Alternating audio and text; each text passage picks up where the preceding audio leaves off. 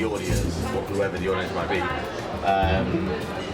will be more interested in about what I'm doing. What would they be more interested in? Obviously, you're rehabbing to getting back into match fitness, basically. I reckon.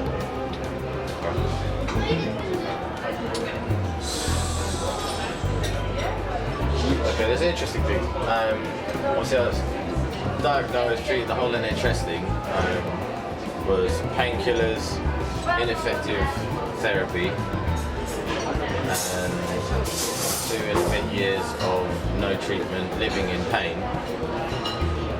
taking about 14 painkillers a week, and and everything that goes along with it, the weight gain, the depression, the stress and whatever else, throwing yourself into all other things to fill the void or whatever you want to call it. In the wonderful celebrated NHS that people keep going on about. I go away for 6-8 weeks and they fix it. An osteopath, a sports therapist fix it, along with a trainer in the gym. So a trainer in the gym, a bit of exercise, supported exercise, and osteopathy will fix the problem and get you off painkillers in 3 months. Okay. Alright. So structure, length, composition, we talked about, well, the question, so obviously you've got some ideas on that.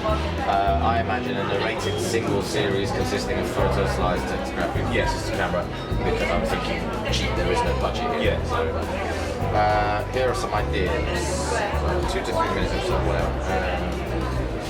Considering making it anonymous, no face, no name. Yeah. I speak to camera to fill gaps and keep the storyline running, i.e. the script. Yeah. That would mean that the content needs to be created prior, and then looking at it and going, okay, that goes there, that goes there. Yeah, that doesn't link with that. Yeah. So that's where we need to piece the camera where George is there in a corner or whatever, explaining that bit, and then he links that to that. So that photograph to this video. So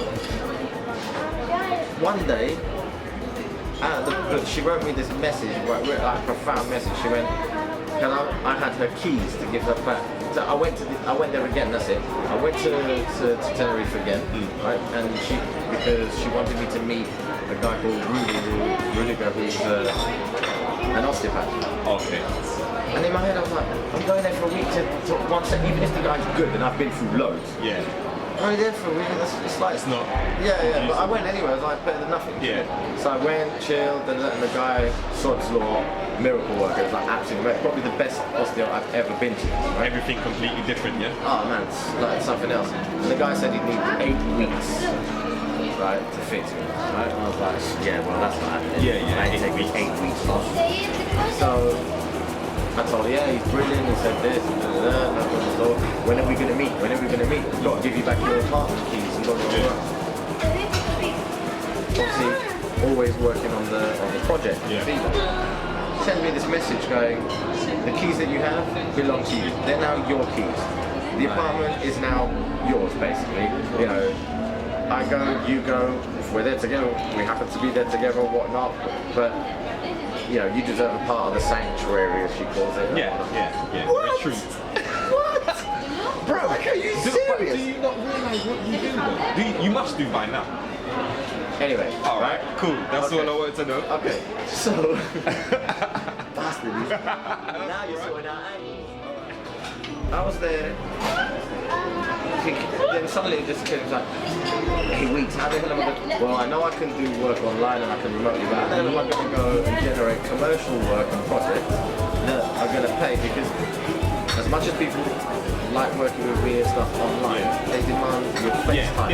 Even if it's 1 or 2 days, it's good, it makes me more money, but it means I have to physically be there, right? And I was like, there's no way it's gonna work. So what she done? She went, okay, we're gonna budget what the minimums are, slide it, right? Proper slide. Because I didn't even want to do that. She was like, okay, we've got to figure out what will it cost to eat for the to maintain the diet and stuff like that. And we're going to train there as well. And the also like, okay, well it will cost this much. And I'm looking at the amount of money, I'm going, rather put that into the frigging charity. What am I doing? Okay. You see what I mean? Yeah, So, just like, how do we keep the charity going? She starts investing portions of her profit in the charity. Like, it's almost like I found a benefactor for, well, at least for the two girls, right? And what a relief. Stress relief. I'm wondering about trying to find money to support their education, or you know, can I get them into an apartment, all of that stuff. They all just got a little bit like, you know, where you like put the brakes on, whoa. Well, what do you want?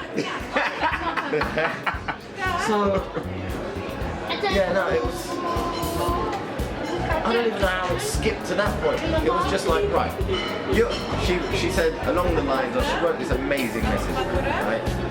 Shit, like the amazing about what you do and what you've done, blah, blah, blah, blah.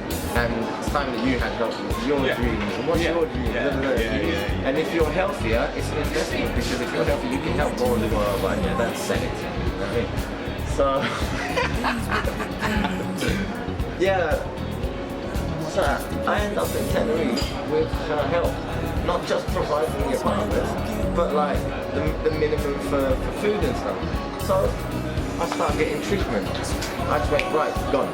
1st of March, turn up there, massively overweight, painkillers, and I took a look in the mirror and I went, Yeah. this is not a good look. Do you know what I did?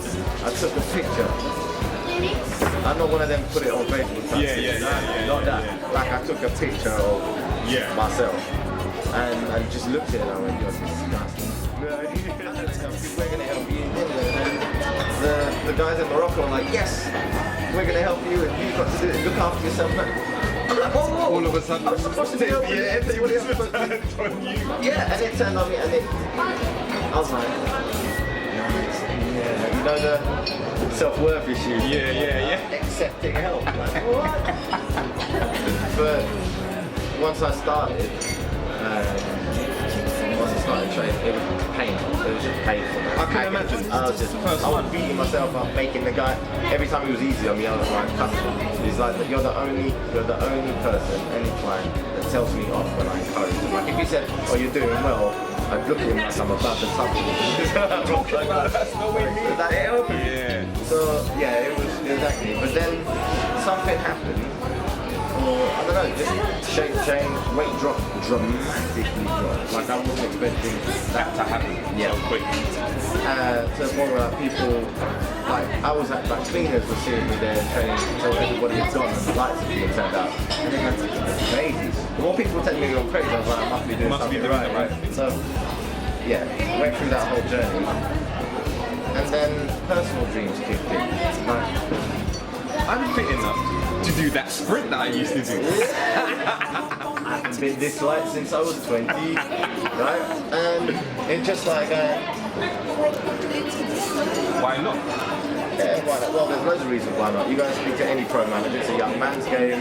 You know, at 30 something, you think you can play, and everything's in your head, your brain convinces you that you can do all these things, but you can't. Your legs aren't as fast as the can't, but you know, popular.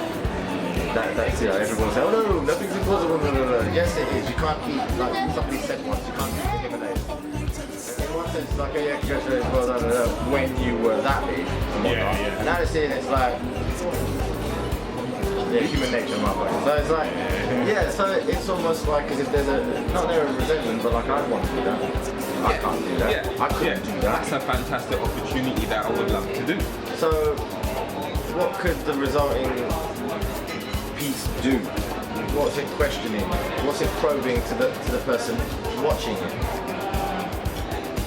You know, could I stop?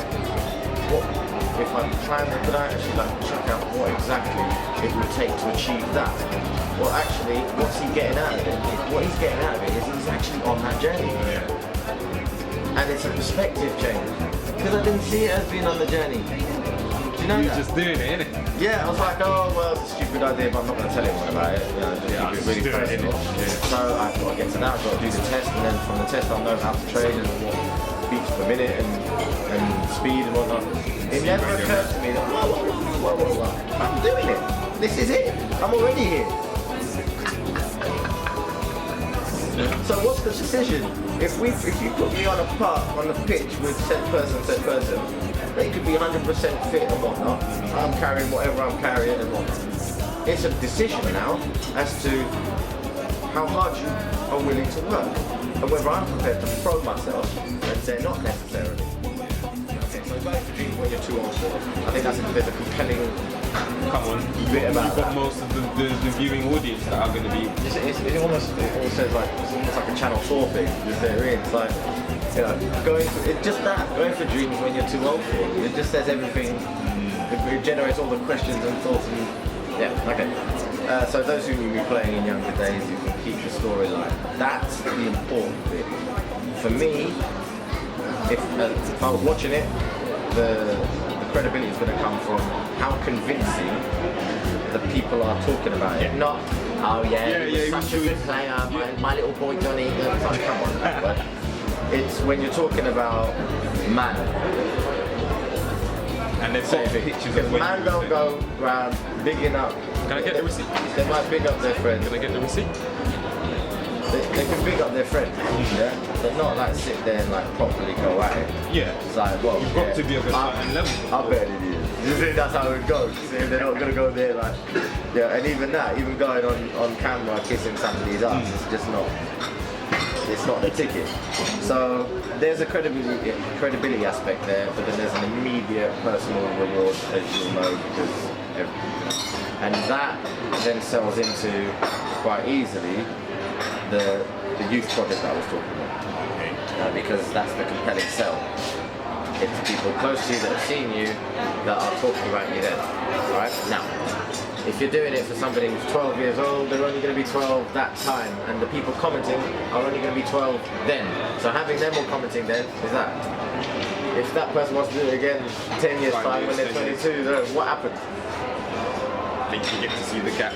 You could make it a generational thing, like the continuity thing. There's also things. But what drives it is that it's not you having to do like, I don't know if it was a Channel 4 or whatever, where they film them in school, and then the same people 20 years later, the same people. But it's just about what their lives are and whatnot. Yeah, in general. What we're talking about is